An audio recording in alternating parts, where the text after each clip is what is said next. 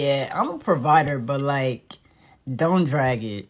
Like, I want to do stuff because I want to do stuff, not because I feel like I have to do stuff. If you ask for it, it's like, I don't know, I get the ick. Let's talk about provider relationships because I think there's a lot of misinformation about them and I think it's hurting everybody. Generally, women are opportunistic lovers. Women want a guy that can add to what they got going on. Men are okay with bringing a girl in that's going to take from them. Men are designed to provide resources. Women are not. Provider relationships aren't simply dynamics in which one person provides and the other person doesn't. Even the word provide itself comes with so much baggage. What does it mean to provide? In these traditional setups, it usually means somebody who makes the money. But even using the word traditional here is so dishonest since provider relationships actually aren't traditional at all. Provider relationships are sort of actually new and they've mostly come from the internet. So if the average black woman gave the average black man what she gave to the college institution or to her job, do you think we'd have problems in relationships? No. No, I don't think we will have problems.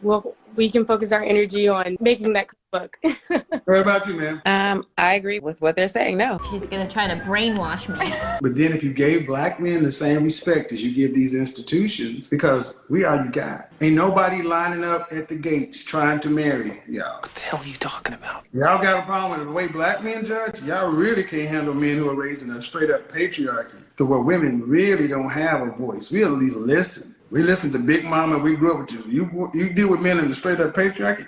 I don't think a lot of women, a lot of sisters understand how good you got it. I hate that guy. Even traditional relationships in which the quote man works and the woman stays home isn't as traditional as we think it is. In order to buy into the narrative that women should settle for men because who else will put up with them, we have to ignore the accomplishments of women throughout history, and even more than that, we'd have to ignore the elephant in the room. In reality, many women worked throughout history. Social scientist Katie Glynn, I'm so sorry if I'm mispronouncing that name, wrote an article for Medium, Why Women Used to Stay Home is Such a Popular Lie Nowadays. And she pointed out that the only reason it kind of works as a narrative is because we actually aren't taught about women's accomplishments. I had a huge bubble pop after learning about two women in history I've never even heard about. The first, a Japanese woman who wrote the first novel. A reoccurring image is the author, 11th century Japanese courtier Murasaki Shikibu. She was staying in southeast Kyoto when one night she was inspired by the full moon's reflection on the lake. Generations of artists have reimagined that pivotal moment. Or how a Muslim woman from Morocco started the first university. Her name is Fatima bint Muhammad al-Fihriya al-Qurashiyya, or just Fatima al-Fihri, because that's a lot easier. What we do know about Fatima is that she and her sister Maryam were well educated. But what made Fatima al-Fihri build a mosque that is now the world's oldest operating educational center? Fatima al-Fihri came from a devout Muslim family that valued learning. Worshippers eventually outgrew the mosques that were available to them, so Fatima decided to build a new mosque with all the money she inherited. It welcomed students and teachers from all over the world, regardless of their country or religion, and got to witness distinguished students and scholars such as historian Ibn Khaldun, Sufi philosopher Ibn Arabi, polymath Ibn Rushd, Jewish doctor Maimonides, and even Gerbert of Aurillac, who later became Pope Sylvester II. Fun fact, Pope Sylvester II is actually credited as the dude who introduced his knowledge of Arabic numerals to the rest of Europe, giving us the number system we use today. Early algebra is believed to have been developed within the walls of this university. Her diploma is actually still on display at the university's library for everyone to see. But Fatima al-Fihri's selfless contribution towards intellectual development is something that undoubtedly deserves our recognition. Another example from my own childhood being raised Catholic was Elizabeth Ann Seton. Fun fact, she is my confirmation saint. And if you're new to my channel, I'm no longer Catholic, but that doesn't mean that I didn't pay attention to how Catholic women played a role in history. Elizabeth Ann Seton actually started the first Catholic schools in the United States. Now, I want us to note that these patriarchal religions, though they give women credit, still credit the man as the head of the church. And therefore, even though they give women their credit, I still think they need to be deconstructed. But the point I'm trying to make is that history is written by the victor, and the victor traditionally has been the man. And men, time and time again, will downplay the accomplishments of women and convince them that they need provider relationships and or convince them that without a man leading them, they'll be lost. You give them this message that it's okay to be a man. It's not okay. It's necessary. What the hell are we going to do without men? You look around the city here, you see all these buildings go up. These men, they're doing impossible things. They're under the streets, working on the sewers. They're up on the power lines in the storms and the rain. They're keeping this impossible infrastructure functioning. This thing that works in a miraculous manner.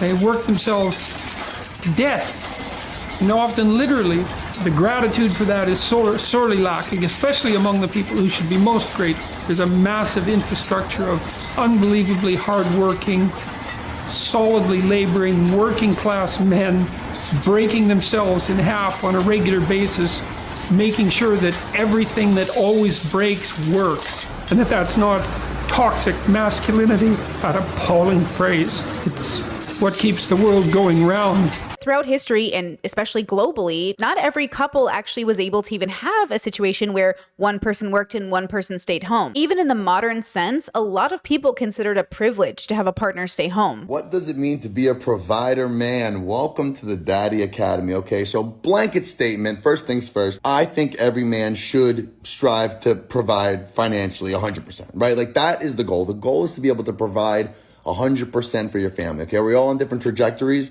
Sure, maybe you're not able to provide 100% right now. Maybe you can only provide 80% right now, but like that's fine. Basically what it means is that you're doing everything in your power to make your significant others, your family's life better, more comfortable, more fulfilled. You are providing acts of service, which it isn't just like tangible, like, oh, I bought you guys this thing. It's like, no, you could be providing emotional acts of service as well. And that is something you could be doing right now. You don't need the $500,000 in the bank. And for a lot of couples, even though somebody makes the money and someone doesn't mean they're in a provider relationship. Let's talk about it. Let's deconstruct it. And of course, I want to hear your comments in the sections down below. And if you're new to my channel, hello, my name is thebertsimon, and we do philosophy through pop culture. So we're taking something that's very popular right now, and we're dissecting it, deconstructing it through a philosophical lens to better understand our own lives and hopefully improve upon them. Now, maybe you're new to my channel and you've never seen my content. Maybe you don't know I also have a stream channel where I stream Monday through Friday, but I share a lot about my life. I'm a queer person in a queer relationship, and I work and my partner doesn't. And even though I'm AFAB and they're AMAB, we don't follow any gendered structures of expectation when it comes to partnership. Meaning in our relationship, it's about the two of us together winning as a team. We personally do not take into consideration exactly what other people are doing in their relationships. I mean, obviously we take notes, but we really have our own relationship with our own rules. In other words, we built our own construct around what we think it means to be in a union together, to be on the same team. Even that rhetoric of being on the same team is actually specifically bubbled. I've met plenty of people throughout my life who genuinely did not know what I was talking about when I said, you have to be on a team with your partner. And they were like, what does that even mean? And that's so surprising to me because my parents raised me to be in partnership with my partner. I'm just mimicking what I was taught, to be on the same team as the person I decided to do life with. But if that's not how your parents raised you, and we know we are products of our environments, then you're probably a little confused about what I mean when it comes to being on a team. Okay, I'm gonna go ahead and teach you guys how to turn a good man into a provider man. First thing that we need to acknowledge is that a woman builds up a man. No matter how you want to phrase it, no matter how you want to put it, a woman always ends up building a man, for better or for worse. And if you can't accept that fact, you are going to struggle. I know you've heard me say this time and time again, but ladies, I need you to start choosing a man who loves you more. Okay, I know that we think that we're supposed to marry for love. I know that we think we're supposed to feel this butterfly feeling whenever we are in love. But if you really want a man who appreciates you, who never runs out of love for you, you need to choose one who loves you more than you love him. Ew. Respectfully. You are disgusting. In a lot of online relationships, or at least when the online coaches start talking, they'll talk a lot about provider relationships in which the team is structured with the patriarch at the top and the woman being subservient. So the patriarch meaning the man, meaning the father. If you got a man that's taking care of you 100%, are you down to follow his lead without question? What is a man who's doing everything, what does that look like? He's paying all your bills. He's making sure that you're secure. If we're speaking from my standpoint, or we're speaking from me, then yes, I would follow a man's lead. But I'm also going to say, though, even though you are a person who gives someone security and everything else, does not mean that you still qualify to be a leader. Something that I've noticed about a specific bubble of provider relationships is that they don't necessarily require God or religion, though it can be incorporated. What I've noticed is, like, if a girl's religious, regardless of whether she's a devout Jewish woman, a devout Muslim woman, a devout Christian woman, they all have the same principles a lot of the time, same virtues and ethics. Or like close enough. Right? Yeah, close enough. You know what I mean? Like, okay, I'm gonna follow my man, I'm gonna submit to my man, and I think that's why it's a loud is because all the Abrahamic religions are very similar to each other. And also often include men who specifically run in red pill circles. All you religious zealots that come in here, the haram police, the super religious people, like, I'm not religious, so if you guys don't like that, like, just fuck off. Go watch the religious people. Since being in red pill doesn't necessarily mean you're religious, and yet you want to be a provider, I just think the distinction is important. I've watched almost every single podcast you ever did for about a year and a half. So much so that I bought into a lot of the things that you said. For about 2 years, it led me astray and significantly damaged my personal life, including relationships. How did it lead you astray? Well, you told me to go sleep with a bunch of women and date multiple women at the same time, which I did. And it significantly damaged my life. And it wasn't until I actually turned around and started listening to Jesus Christ that I was saved. But it does something really dangerous that I think those traditional relationships that we think of when we think of religious traditional relationships do, that I think we should be very concerned about, which is dictating what your child's future is going to look like because of their gender. Ultimately, we have to understand that we are born children and raised into adulthood, and we are given scripts that don't take into consideration our unique experiences. Like, anyone should be able to marry anyone. You should feel happy that they're getting married. People that do not like gay, I mean, they don't go. If someone was your friend and they turned out to be gay, would you still be their friend? No. I don't want my son, to have gay friends. And this is the part of the tradition that I actually think is true, that generally speaking throughout history, your life was never your own. That somebody was always dictating what you could do with your life, including who you could love, marry, or have children with. And the reason I think I'm so frustrated with these sort of provider relationships is they are modern, often atheistic, and rely on sort of piggybacking off of a traditional concept that I actually don't agree with in general, which is that your gender dictates your actions, who you're going to be, and what your life should look like. They will often reference nature, evolution, science as the reasoning, but the truth is, scientifically speaking, as evolved creatures on the planet, we're actually quite capable of a lot of nuance and a lot of diversity. One of the perks of being a lesbian is the fact that there are no gender roles. That means is that I'm never going into a relationship being reliant on my spouse being the provider. And I'm not walking into a relationship thinking that they're relying on me to be the sole provider. Whereas in some hetero relationships, some women go into it, or, they expect the men to be the provider. They expect them to do the management of all the finances. And hopefully, I do feel like as we evolve, that is definitely shifting. But being a lesbian, that's one thing that I don't have to worry about. Like, when I'm going into a relationship, we're going to either meet each other halfway, we're going to find whatever our happy medium is, but I'm not walking into it thinking that, oh, since you're this gender, whatever, even how you identify, at least for me, I'm not. I don't care who you are as a woman and how you identify.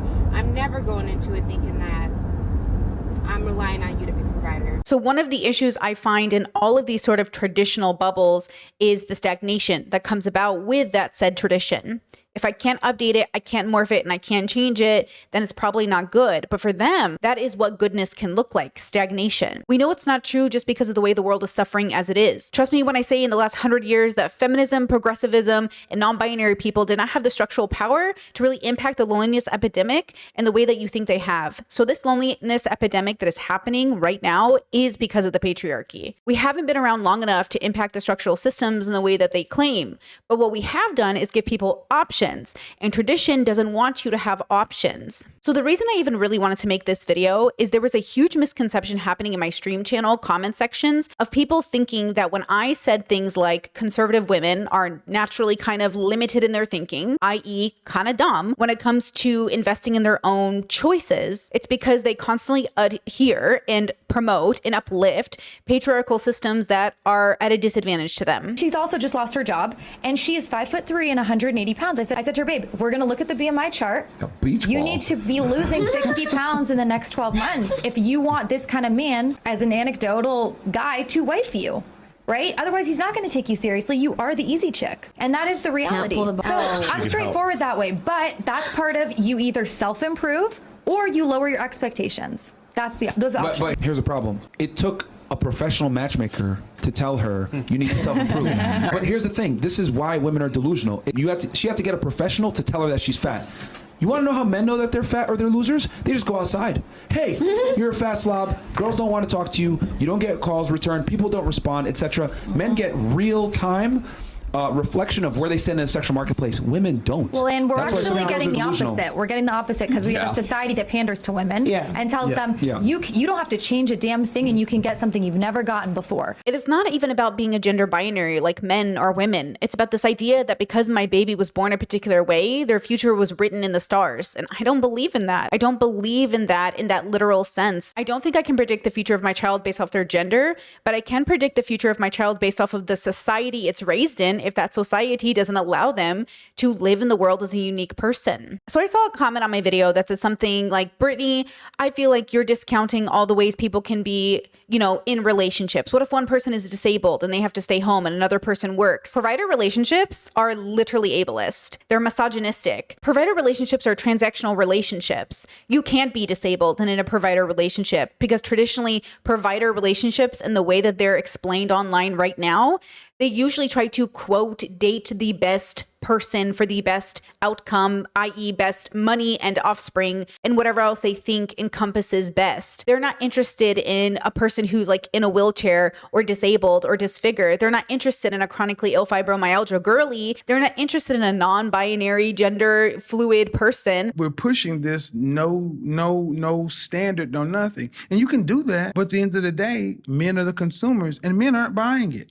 Because see, here's the thing. You can be an average, acute looking woman. And years ago, you could have got a man, a husband. But now when you are trying to put on someone else's hair, even if you don't do that, but just the weight is doing a lot, man. I can't say in the black community, the weight is doing a lot because I have women who are calling in who don't even realize that it's an issue. They want traditionally a binary man, woman, provider, submissive wife relationship in which both people are, quote, pulling their weight in their very specific binary ways. Provider relationships are not relationship structures in which one person works and one person stays home. Because I have that relationship. I work, my partner stays home. And it doesn't matter what gender we are or anything else. We did that because it was the best decision to do for the team to win. Because I love my career and my partner isn't much of a career person. So why would they have to work if I can pay the bills? And instead of them working outside the home, they work in the home to provide for the home. But we are not in a provider relationship.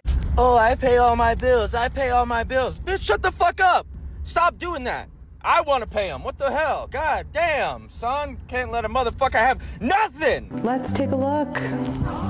Gross. So you'll see here, based off their comment replies, that they literally accuse me of being in a provider relationship because there is that misunderstanding about what it is. I am not the patriarchal man that brings home the bacon, and she is not the wife who does my dishes and bends over when I'm bored on Saturday evenings. We are a unit, a team, people who win together. And it wasn't dictated off of gender or anything else. It was about us as people, as individuals, as unique consciousness in agreement with what we wanted together. It wasn't I'm the man, so I make the rules, and they're the woman, so they don't get to. It wasn't they're the woman, so they must be subservient, and because I'm the man, I get to make the money. Nothing like that was at play here. And because we're both neurodivergent and disabled in our own ways, this certainly doesn't sort of check the box of like a perfect provider relationship. There's a lot of y'all out there, women, respectfully, that your inability to see that man as a good leader is due to your unresolved trauma for the other man who could not lead you. Rewind! So, a lot of y'all have either seen your own fathers fail, you've seen men that you've been with before fail, and you don't trust any man to lead. So no matter how strong his resume is, you will find something to question. Most provider relationships, as expressed online, are very shallow, materialistic, and just ridiculously silly and immature. The first way and 3 ways that women need to be submissive in a marriage. Number 1 is let your husband lead in the financial decisions. Number 2, let your husband lead in parenting. Good men are the better parents. Number 3, let your husband lead in the bedroom. Meaning, here's what I mean by this, that as a good man, anything your husband wants to try in the bedroom is reasonable. Girl, no.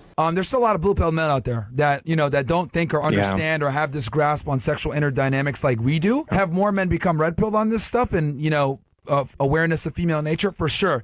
But at the end of the day, we're still, guys that are aware of this stuff is still like less than 10% of the male population. Yeah. Probably even less than 5. So I can see how these charts are extremely useful for men to understand how women kind of move things. And then with women, they're blue pill too. Feminism is like the blue pill for women, but like women could afford to be blue pill because they don't have to be in a position to garner the attraction, really. Well, yeah, it's beneficial for them. Yeah. Like being blue pilled as a woman is like, that is how you get power. That's why they hate the red pill so much, because they know it's how men get power. Well, they might not know it consciously, but when they hear men start to say, I understand this about women, the women go, uh-oh, now I can't trick you as easily. That's kind of why they don't like it. Genuinely, we need to bring back the concept of shallow, because this is it, girl. Transactional relationship, right? Very superficial, very, what can you show me? What can you buy me? What can you provide for me? Nothing about the consciousness, loving the individual, showing respect to the individual. Nothing about actually just doing what you want in the world to the best of your ability while being a good community member, okay? And harm reducing, but really falling in love with a person. Nothing in these conversations ever engage in like actually falling in love with a person. I never listen to one of these podcasts or see a TikTok where people are actually talking about being in love. They're always talking about how they're better, how they're 1%ers, how they're 6 feet. Everyone's always talking about how, they work out and do Pilates and they stay beautiful for that man, and how they're a princess and they deserve princess treatment. They want a soft life. Like, it's so shallow and it's so silly. And then they wonder why they're in a loneliness epidemic. Well, don't blame feminism, girl. Feminism did not create these structures. I am not interested in making a prescription. So you can do what you're going to do. But I will tell you, as a person who has an ideal relationship, who's very happy, who's very joyful, who just celebrated her second wedding anniversary, who's just like absolutely found the love of her life, it's because I like them as a person, as a consciousness, and they're a good person, and they're introspective, and they're thoughtful, and we want to do life together. We make our lives better together. We always do whatever it takes to make the team win. So the team wins, but not at the expense of us as individuals, and us as individuals get priority, but not at the expense of the team. It's about a symbiotic relationship between the two. But in provider relationships, we're like, I'm the man and you're the woman, and this is how we're supposed to act because of our gender. Boo. I believe those relationship structures are absolutely impacting the loneliness epidemic, the way we feel about each other, men's ego when it comes to making money. The majority of you said you want a whole man in your life who can provide, keep, and protect, right? So here's the question. How can you have one when you get up every day trying to be the best man you can be? And women feeling like they're never good enough because they want to work instead of have babies, or vice versa. Maybe a man wants to stay home and raise the babies instead of go to work. If you want to do that, you should do that, but you should do it because it's what you actually want to do, not because you feel like society is making you do it. If you're a man and you want to stay home and raise your babies, I think that's beautiful. And if you're a woman who's really passionate about a career and you want to pursue it, I think you should do that. In provider relationships, this isn't allowed. And I just want you to process that out loud, that in provider relationships that claim to be traditional, it is not allowed. This isn't one of the options. I'm saying we need to bring back options, and those options should be based off the two people as individuals, not what gender they are. Just to give you guys a visual of what I'm talking about on a spectrum, okay? We have super uber religious traditional relationships, right? We've got the red pill and provider relationships, right? That's this relationship. Then we have like the liberal relationships, and then we have sort of like the feminist relationships, and then we have sort of the leftist, deconstructed feminist relationships. Gender doesn't matter as much. Gender doesn't matter as much. So if you are on this spectrum, you can be like a liberal, you can be like center of the road, you could be even non-political and be somewhere over here.